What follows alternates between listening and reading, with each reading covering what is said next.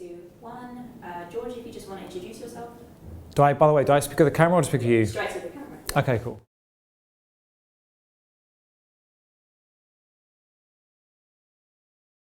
Hi, I'm George Gray, also known as Ralston, and I'm the poster designer.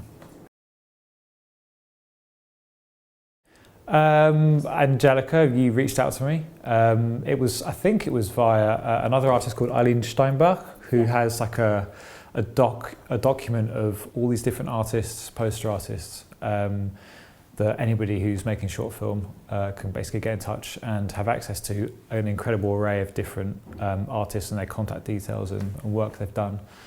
And I'm pretty sure that's how she found me. And then when we were talking about the project and what she wanted to do, I loved the idea of it and wanted to get involved. It was really well shot, it was creepy.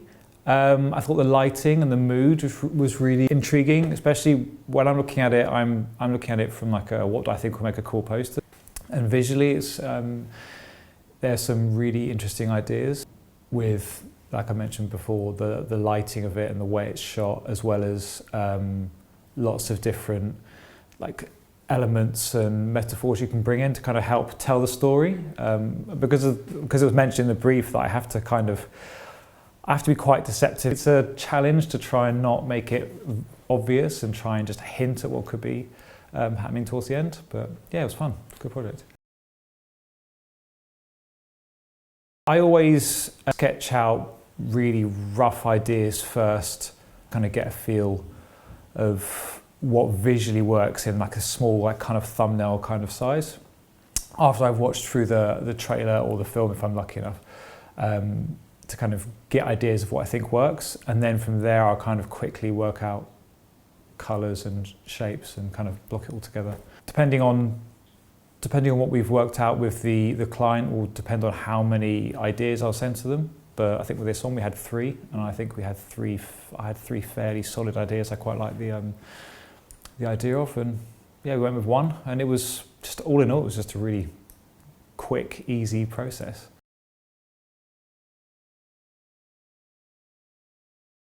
I try not to look at other like horror film posters as I'm working on it, because I don't want to link too heavily to other ones, but they're all up there. So there's probably influences from Halloween posters in there, I think, and definitely other horror movie posters. The idea we went with is definitely a composition that's been used in the past, but I think that it works really well with the way the shot is from the film, so it kind of worked perfectly with that sense to kind of fit it into that idea, and yeah.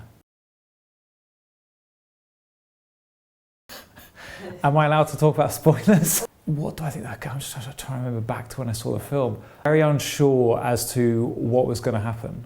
You know that something's off.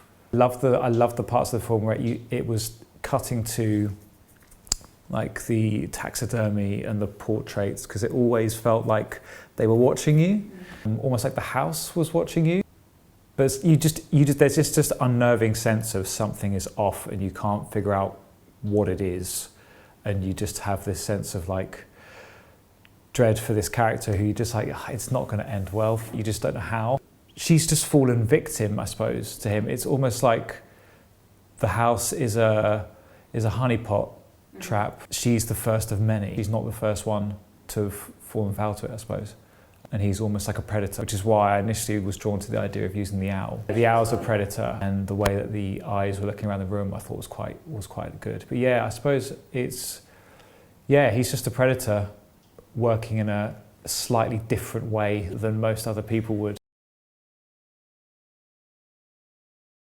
I think you should watch it because I don't think you'll expect what's coming.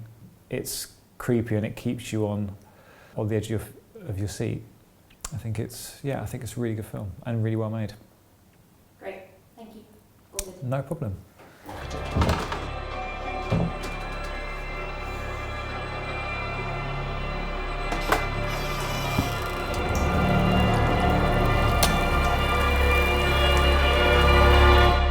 So, when can you start?